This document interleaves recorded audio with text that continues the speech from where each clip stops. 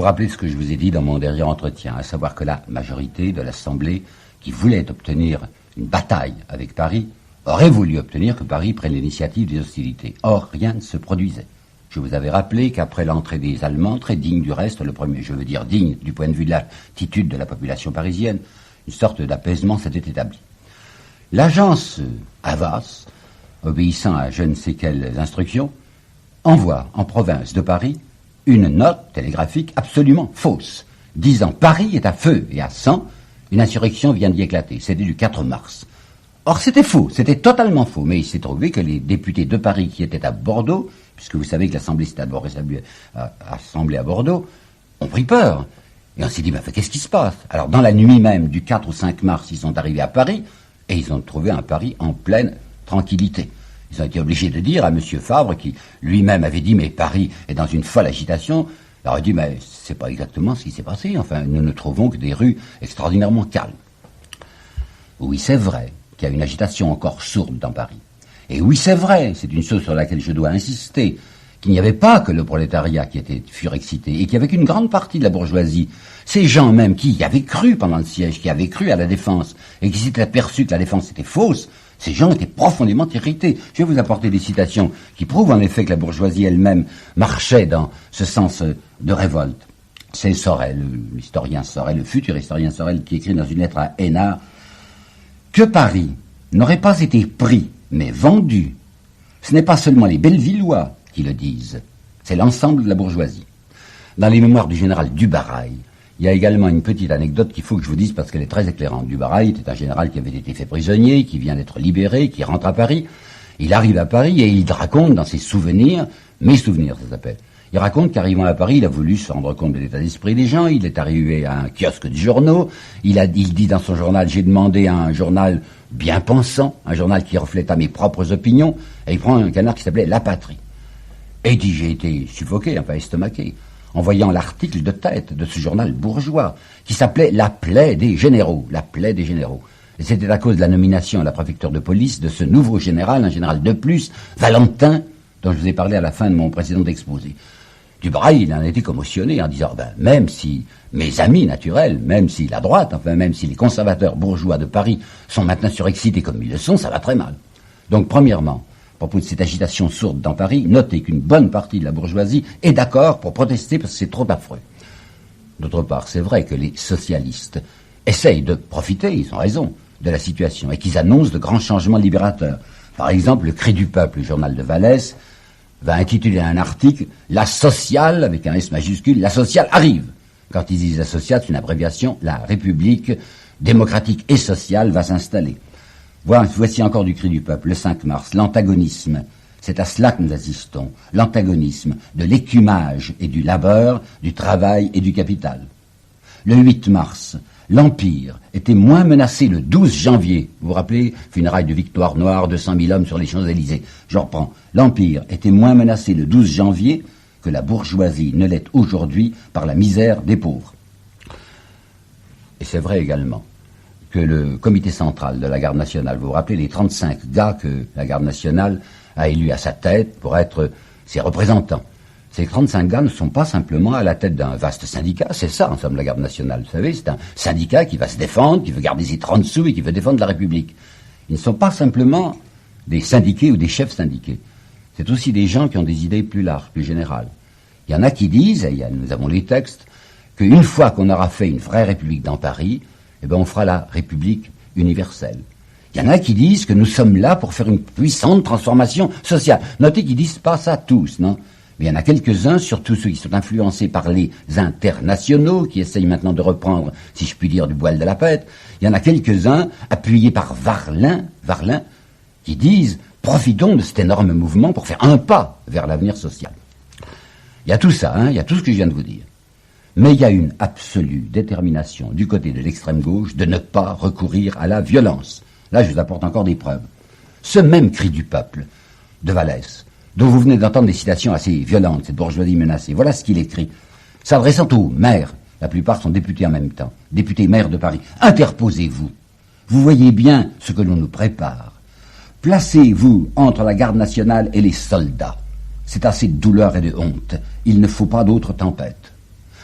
le Père Duchesne, qui était un de ces journaux qui avait été supprimé autoritairement, je vous le racontais, le 12 mars par le général Vinoy.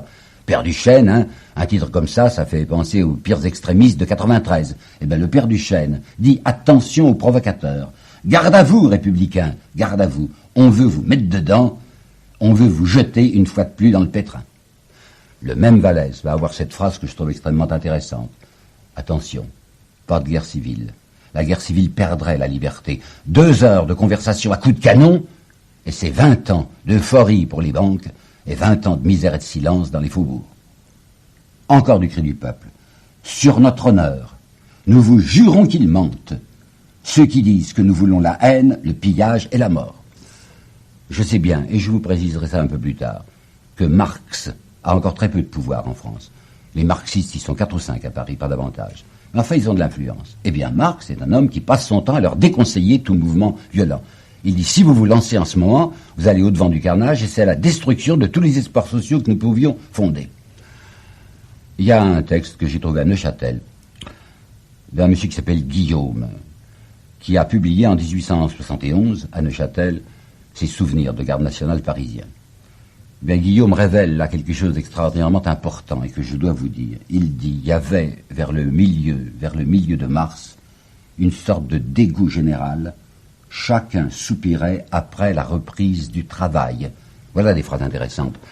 Je vous expliquais l'autre jour comment la bourgeoisie s'y prenait pour essayer, la bourgeoisie de l'Assemblée nationale, hein, pour essayer d'exaspérer les gens. Vous avez vu la série de provocations.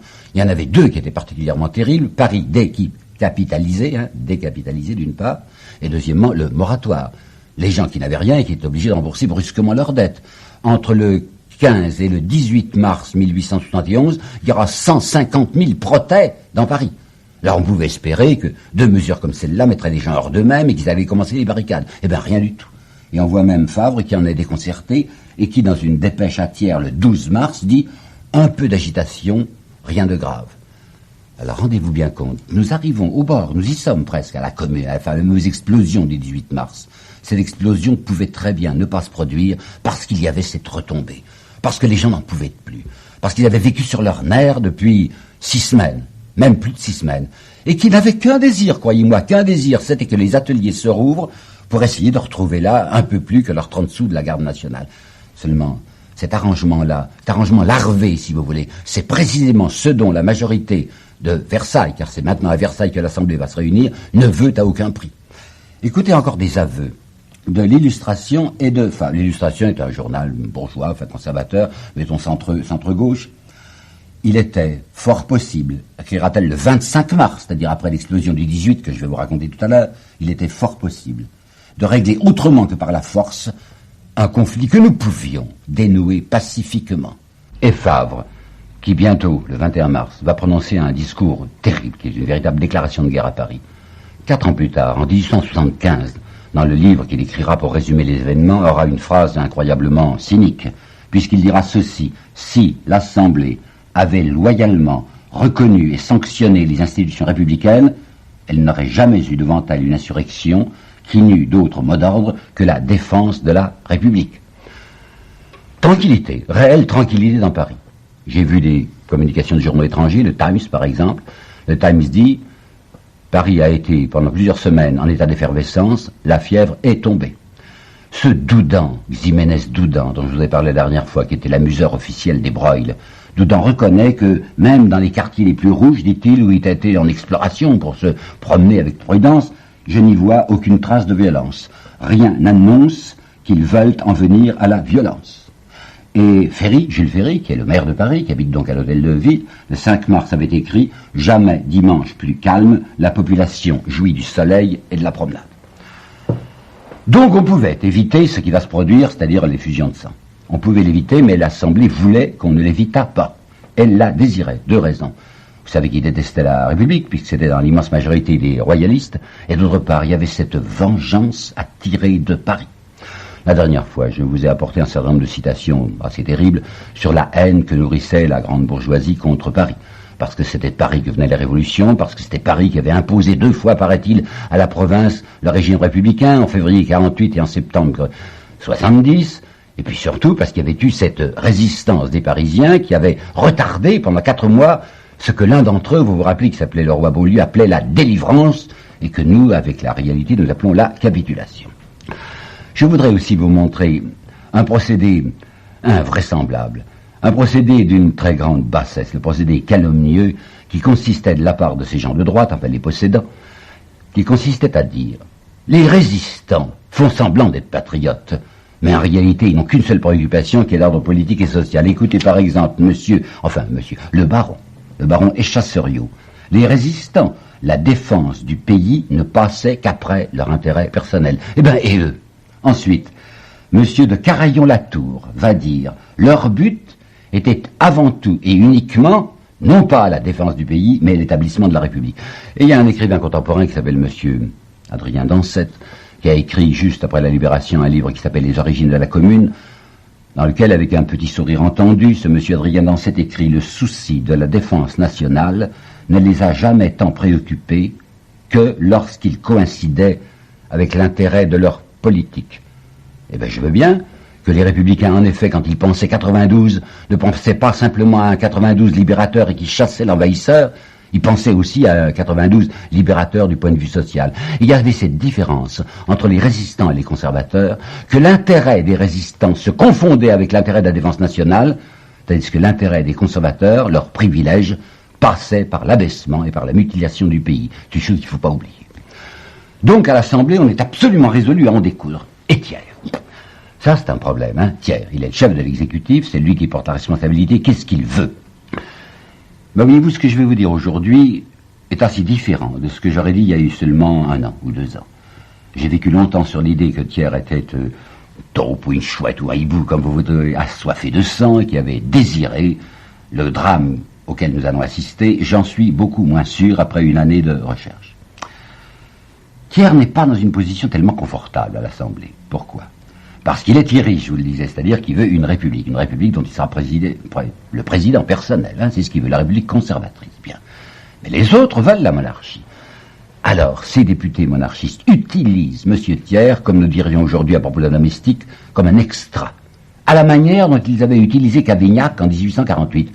Cavaignac était républicain, entre guillemets, et on avait dit, utilisons d'abord Cavaignac pour faire une sale besogne, et puis après, nous passerons aux affaires sérieuses.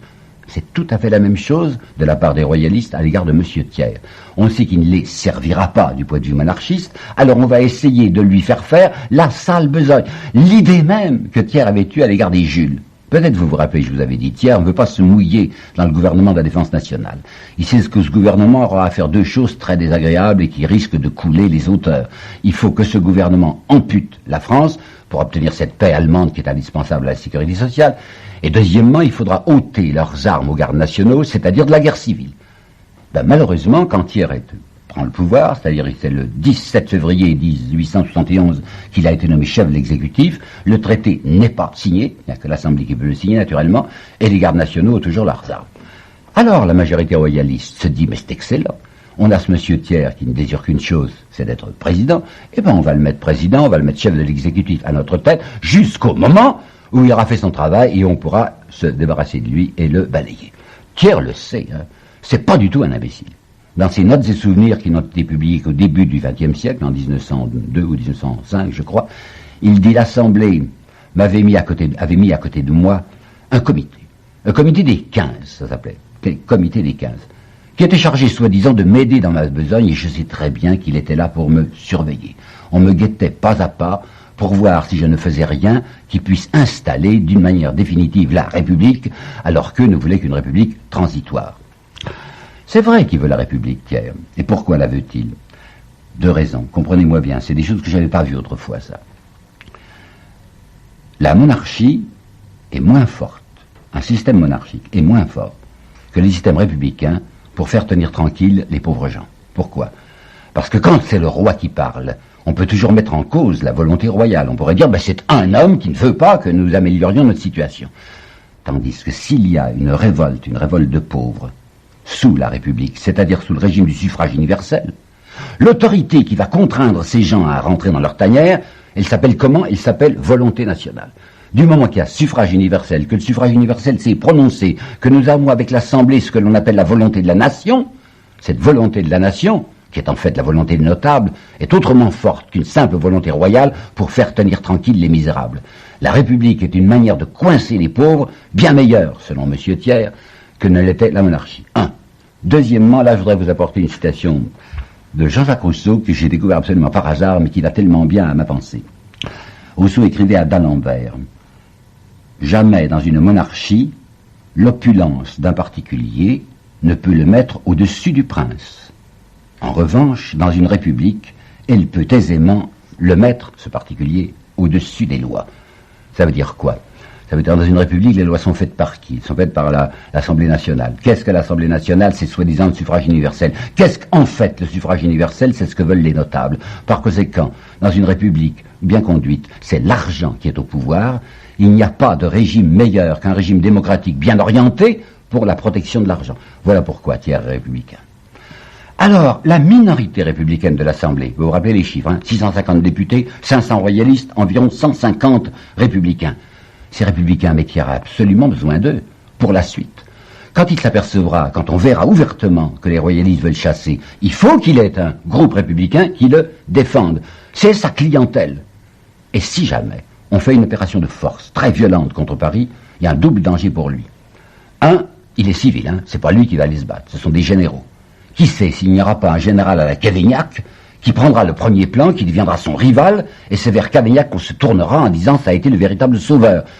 Inquiétude du côté des militaires, il ne faut pas leur donner trop de pouvoir. Inquiétude d'autre part sur le but que poursuivent les gens de la majorité en voulant se précipiter sur Paris. Ils disent qu'ils veulent faire tenir tranquille les pauvres et la garde nationale. Thiers sait très bien que derrière les pauvres et la garde nationale, c'est la République qui est visée. Alors il ne voudrait pas d'une opération trop violente, parce que la République pourrait y mourir, et il y tient à sa République, conservatrice naturellement, mais sa République à lui. Alors vous voyez pourquoi Thiers est très réservé dans cette question sur laquelle on veut absolument le lancer. Il faut attaquer Paris, il faut bombarder Paris. Et j'ai toutes les preuves qu'il essaye de ne pas le faire. Le 10 mars, il va faire un discours qui du reste lui vaudra quelques murmures. Le 10 mars, il a dit d'abord: « Oh, je félicite ces messieurs de l'Assemblée d'avoir compris qu'il n'était pas une constituante. » Comment pas une constituante? C'est vrai. D'après même le décret de convocation des électeurs, il y avait ceci: une Assemblée nationale est réunie pour se prononcer sur la question de la paix et de la guerre. Pas pour se prononcer sur la question du régime. C'est fait. Paraît-il, le régime républicain est établi. Alors Thiers, essayant d'embobiner les gens, leur dit: « Comme vous êtes sages, mes chers amis, mes chers collègues, d'avoir décidé que vous n'étiez pas constituante. » Murmure partout. Comment on n'est pas constituante? Mais si, on est constituante et on espère bien renverser la République. Il sent qu'il est très menacé. Alors ce jour-là, il va dire: « Oui, j'envoie des troupes à Paris. Oui, c'est vrai, j'ai demandé au chancelier Bismarck de m'autoriser à passer de 12 000 hommes, il nous avait laissé que 12 000 hommes, à 40 000 hommes, puis bientôt il y en aura 80 000, afin de pouvoir garnir de troupes Paris et de décourager, écoutez bien, et de décourager l'insurrection avant d'être réduit à la vaincre. » J'avais cru pendant un certain temps que c'était une phrase, et qu'en réalité il se préparait avec joie à la vaincre, l'insurrection. Je suis convaincu aujourd'hui qu'il veut en effet essayer d'intimider les gens par un déploiement de troupes dans Paris, afin qu'il n'y ait pas l'effusion de sang. Il pense les avoir à l'intimidation. Ça ne va pas marcher. Ça ne va pas marcher parce que les milieux d'affaires exigent de la manière la plus violente, l'effusion de sang. Alors là, je vous apporterai des preuves. Mais retenu, Favre. Favre était assez emballé. Le 10 mars, il lui écrit: « Je désire qu'on en finisse. » Le 11, « Nous sommes décidés à en finir avec les redoutes de Montmartre et de Belleville. » Et Thiers, au contraire: « Je ne suis pas d'avis qu'on prenne l'offensive. On a une grande chance d'en finir sans bataille. » Et croyez-moi, il dit la vérité. C'est son espérance. Il voudrait en finir sans bataille. Il n'y a pas moyen. Ça ne marchera pas, parce qu'il est l'objet de pressions extrêmement vives du côté de ce que l'on appelle les milieux d'affaires. Favre écrit à Thiers le 8 mars. La population, c'est amusant comme formule, enfin il veut dire les importants, la population désire qu'on en finisse, il ne peut y avoir de reprise des affaires, que lorsque l'incident sera réglé. Puis écoutez Thiers, c'est dans sa déposition devant la commission d'enquête, la commission parlementaire d'enquête sur les faits du 18 mars, et c'est le 24 août 1871 qu'il va prononcer les paroles que voici. Les gens d'affaires allaient répétant partout: « Vous ne ferez jamais d'opération financière si vous n'en finissez pas avec ces scélérats. » L'opinion était universellement prononcée dans le sens d'une action immédiate. Je peux vous apporter un complément d'information là-dessus. Je l'ai trouvé à la Bibliothèque nationale. Dans les papiers Thiers, la Bibliothèque nationale, on conserve tout ce que Thiers avait reçu comme lettre importante, enfin lettre qu'il avait gardée. Et il y a en particulier un petit dossier venant du gouverneur de la Banque de France qui s'appelait Monsieur Rouland. Eh bien, ce Monsieur Rouland, si j'osais une petite plaisanterie, fait un feu roulant sur Monsieur Thiers. Il lui envoie lettre sur lettre, 24 février, 3 mars, 4 mars, 7 mars, 8 mars, 13 mars, pour lui dire il faut marcher, il faut lancer. Et je vous assure que le Roulant, il ne va pas de main morte. Il dit, je cite, « On y voit clair. Devant nous, c'est la République rouge, jacobine et communiste. Ces gens-là ne connaissent qu'une défaite, celle de la force. » C'est un personnage considérable, vous savez, le gouverneur de la Banque de France. Et comme il y a très évidemment un froncement de sourcils dans sa lettre, Thiers y sera sensible. Ce froncement de sourcils, c'est ceci. On ne sent pas encore la main qui dirige, on ne sent pas encore la décision qui fixera les incertitudes. Lorsque je vous ai parlé du moratoire, qui est une opération terrible, enfin, qui allait mettre sur la paille un très grand nombre de Parisiens, il faut savoir que c'est M. Rouland qui l'avait exigé. M. Rouland avait écrit cette phrase textuelle à Thiers, la Banque de France, est écrasée. Il faut absolument que vous interveniez pour faire payer les gens. Bon, bien voici un autre document. Ça vient d'un journaliste qui signait Fidus, F-I-D-U-S, et dont le véritable nom était Loudun. Lorsque j'ai étudié la guerre de 1870 du point de vue de la politique intérieure, j'ai eu beaucoup à me reporter au journal de Fidus, car il dit pas mal de choses. Ben, il y a un second journal de Fidus après la guerre, avant la Commune et pendant la Commune. Et ben, dans ce journal de Fidus, je relève au mois de mars 1871 la phrase que voici. Avec ce gouvernement qui tarde à agir, que devient le prestige de M. Thiers? Il y va de sa réputation d'homme d'État. Diable, c'est son job qui est menacé. Thiers, par ses hésitations, parce qu'il refuse de se lancer trop violemment et d'engager l'armée, Thiers est en train de se dire, mais on va me balancer. Après tout, il n'est que le délégué des 500 royalistes, et il faut qu'il leur donne satisfaction. Alors il va essayer de le faire au moindre risque. Ils veulent absolument une action. Bon, on va la faire. En plus, l'Assemblée qui était à Bordeaux, elle s'est terminée le 13, je crois, à Bordeaux, oui, le 13 mars. Elle va se réunir le 20 mars à Bordeaux, et nous sommes tout près du 20. Son idée, c'est qu'avant le 20 mars, il puisse faire une certaine opération limitée à Paris, mais qui lui permettra de se présenter en triomphateur devant ces députés qui vont se réunir au Théâtre Royal de Versailles le 20. Leur dire, voyez, j'ai agi, tout est fini. Qu'est-ce qu'il veut faire? Ah, évidemment, on va employer des soldats, hein. On va lancer les régiments.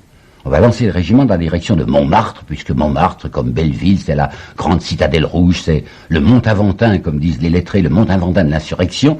On va lancer les soldats dans la nuit. On va tâcher de prendre les gens par surprise et on va faire une rafle gigantesque de républicains extrémistes. On a leur nom, c'est bien facile, c'était ceux qui avaient signé les 110 noms, vous savez, qui avaient signé la fiche rouge du 6 janvier. On va les arrêter, ceux-là. Il y aura très probablement du rumeur, des tumultes, il y aura des gens qui tireront des coups de fusil, mais il y aura la troupe. La troupe interviendra très rapidement, en 48 heures, ça sera réglé, et Thiers est persuadé qu'il va faire en petit les journées de juin 1848, ça sera les journées de mars 1871, mais même pas 48 heures, il est sûr qu'avec le nombre de soldats qu'il a, il en a 40 000 maintenant dans Paris, il va tenir les républicains en un rien de temps, un certain nombre de coups de fusil, quelques morts, et puis cette retombée, dont nous parlions déjà, cette retombée du sentiment résistant, du sentiment républicain à Paris, fera que l'opération ne durera pas longtemps. Alors, dans la nuit du 17 au 18 mars 1871, Thiers réunit les chefs militaires et leur dit « On va se lancer, on va faire l'opération demain ». Mais il faut un prétexte.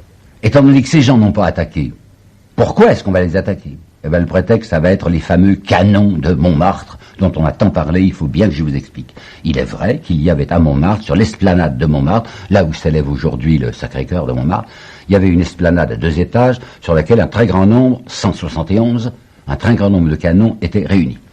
Qu'est-ce que c'était que ces canons? Lorsque on avait autorisé, les Allemands, autorisé, il fallait bien, hein, à leur entrée triomphale dans Paris le 1er mars, on avait décidé de faire le vide devant eux, vous le savez.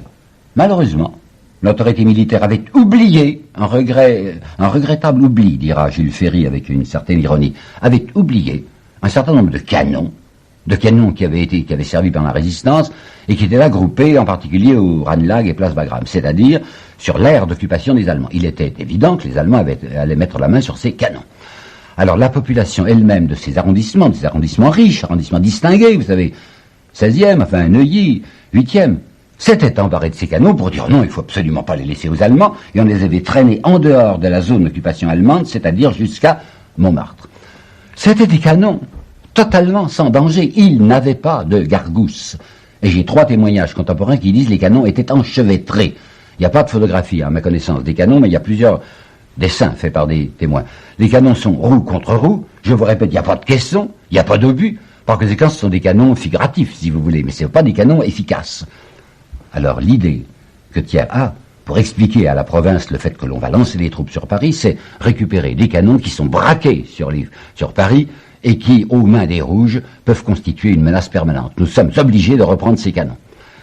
Eh bien, sachez que la population ne s'y intéressait plus. Au départ, oui, le 1er mars, la veille du 1er mars, on tenait beaucoup aux canons, on avait organisé une garde, il y avait des gardes nationaux qui étaient en faction, les gardes nationaux se décourageaient. Favre dira lui-même, bon, il y en avait plus que quelques-uns, la plupart du temps avinés. Ce qu'il faut vous dire que chez les bien-pensants, un garde national, c'est un ivrogne, automatiquement. Des gardes nationaux avinés qui protégeaient les canons. Mais nous savons aujourd'hui, et du reste, il y a un document complémentaire qui a été fourni en 1965 par M. Henri Lefebvre dans son gros livre très important sur la proclamation de la Commune, nous savons que l'affaire était en voie d'arrangement. La garde nationale était prête à lâcher ces canons. Le document qu'il a apporté, Lefebvre, c'est une note échangée entre Clémenceau, le célèbre Clémenceau, qui était à ce moment-là le maire de Montmartre, et le 61e bataillon, qui est un bataillon de garde nationale de Montmartre, chargé de la surveillance des canons. Eh bien, le 16 mars, le 61e bataillon lui-même était d'accord pour qu'on restituât les canons à l'autorité militaire. Des canons, par conséquent, qui ne représentaient aucun danger. Du reste, nous avons 2 documents. Ferry, maire de Paris, et Leflot, ministre de la Guerre, diront chacun devant la commission d'enquête, les canons étaient absolument inoffensifs. Bon, mais il faut un prétexte. Alors on va lancer les troupes, soi-disant, pour récupérer les canons. Ben vous savez d'avance, ce qui va se produire. C'est assez célèbre, je n'ai pas besoin de m'étendre. On va lancer le 88e régiment de ligne. Ce 88e régiment de ligne commence par tuer l'unique garde nationale, il s'appelait Turpin, c'est le premier mort de la commune. On tue le garde national Turpin qui veillait sur les canons. Insurrection, c'est vrai, à ce moment-là, beaucoup de gens remuent en disant « Mais qu'est-ce que vous faites? Vous tuez nos hommes ?» Alors à ce moment-là, le général Lecomte dit aux soldats « Tirez, ouvrez le feu !» Et les soldats ne marchent pas. Ils mettent la crosse en l'air et même ils font prisonnier Lecomte. Il se produit cette catastrophe que l'armée sur laquelle on comptait pour la répression ne marche pas, que tous les régiments fraternisent, que Vinoy est obligé de retirer ses troupes sur toute la rive gauche de Paris, aucun sur la rive droite, et que Thiers, dans l'après-midi, pris de panique, absolument épouvanté à l'idée que ça a raté et que peut-être sa vie est menacée, Thiers va s'enfuir au milieu de l'après-midi à 4 heures sur Versailles, donnant l'ordre à toutes les autorités politiques, administratives, financières et enseignantes. Toutes les autorités doivent se replier sur Versailles. C'était, dira Jules Ferry, un formidable échec.